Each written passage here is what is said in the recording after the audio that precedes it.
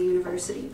What do you see as the biggest challenge for graduate students that you hope to address in this coming year?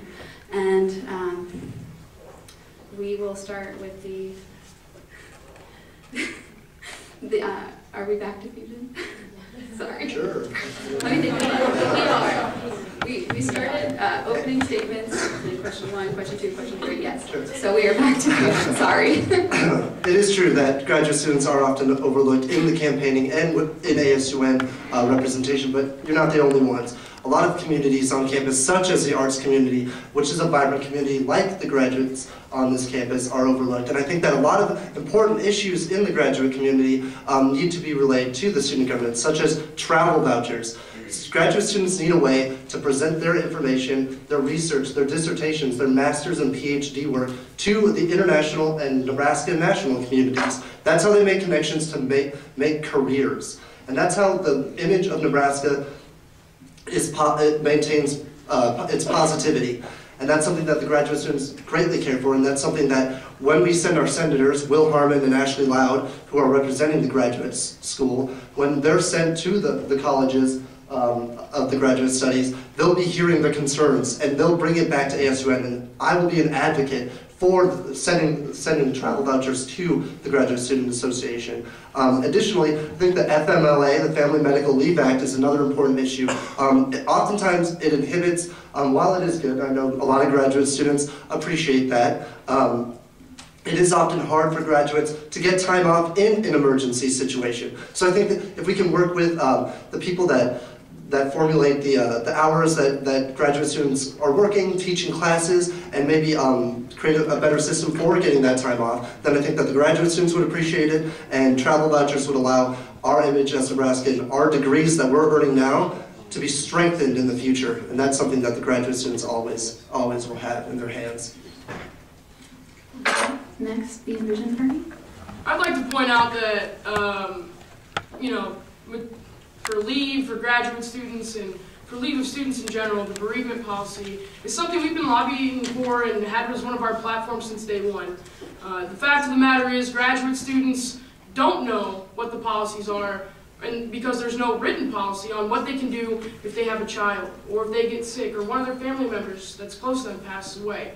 The rest of the student body doesn't either. And that's why from day one, Envision's advocated for a student bereavement policy, because we simply don't have one. And that can extend to any scenario that we have here at the university. This isn't something we just researched because we're having an event by the Graduate Student Association. I think one of the other things that we also realize as an Envision party is the disconnect between the Graduate Student Association and ASUN. That's why we're proud to say that we have 2 Graduate Student Association representatives running with us, one of whom is sitting in the back of the room right now. That's important. That's the representative body for the graduate students. And there's not a good dialogue happening there right now. And so we took it upon ourselves to make sure that we have those people represented in our party, to make sure that this graduate student voice is being heard and that we're not hitting you with a bunch of rhetoric about how we want to serve the graduate student voice. We're doing it, folks. The second part of that is ASUN currently has an off-campus housing guide, and I've never met a graduate student that lived in a dorm, and I think that's very important to make sure that we have that service available for graduate students, especially international graduate students, when they look to come to campus and they need a place to live. They need somewhere close to campus where they can commute. That's really important. We need to re-up our commitment, not only to graduate students, but to undergraduate students who are looking to live off campus or that have a detriment in their life and need to take some time off. That's what we're committed to doing, and we're not just doing that because we're in a debate that asks us to. Thank you. Lastly, the Renew Party. And first, I'd like to start off with the most important issue related to graduate students is representation. Within the Renew Party, we have the best representation out of the 3 parties that are running. We have people from journalism, mathematics, political science, and also engineering. And say the diversity of these students and their experiences add a lot to what the Renew Party stands for, but also what change can happen at UNL. Another thing I'd like to hit on is that the issues that the Renew Party stands for are catered to and affect graduate students. One I'd like to mention is that we advocate for a 24-hour library. Not saying 24 hours 7 right off the bat, but definitely advocating for a 24-hour library, and it could possibly 24/7 during the weeks of Dead Week and Finals Week. Another thing I advocate for is to maintain the online academic journals, which are essential to every graduate student in their research. Secondly, our technology platform also affects graduate students and those that are assistant instructors here at the University of Nebraska. The one that I mentioned is the basic computers and projectors that are in each classroom. These are essential basics to helping with PowerPoints and discussions. Also, the spread of global classroom technology is something that students and graduate students specifically look forward to using. And I know, my personal experience as assistant instructor for a global classroom, that the graduate students within the communication studies department come from different states so that they can utilize this technology that's not offered elsewhere in the country. A third thing I'd like to say that we're looking into is an option for graduate students to reallocate their money into library fees instead of rec center fees, so that they can help pay for a 24-hour library instead of using a rec center that may not be used. This issue was brought up by the graduate students that were running in their party because some of them quoted that they do not use the rec center and they like to see these an option to have this into library fees. And one important fact that I'd like to mention right at the end is that the Renew Party recognizes that most of UNL undergraduates do become graduate students here at the University of Nebraska-Lincoln. Time. Thank you. We will move on to the audience question portion of the debate as soon as I get them.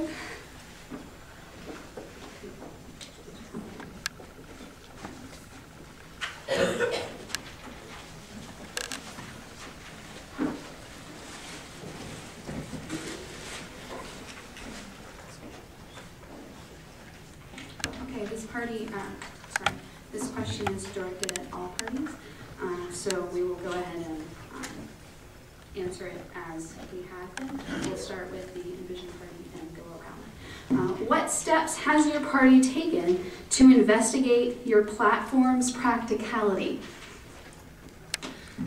Fantastic.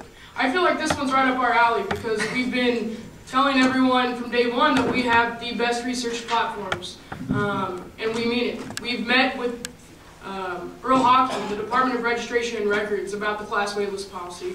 We've met with Career Services. We've met with the Alumni Association. We've met with the Dean of Undergraduate Studies. We've met with the Director of the ACE program, all about our career development platform. Not to mention, we've met with the student involvement staff to make sure that SOURCE is something that they can benefit from.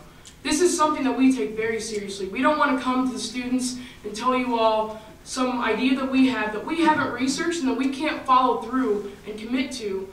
We don't want that. We want our promises that we're making to you all to be something that we can fulfill within our administration.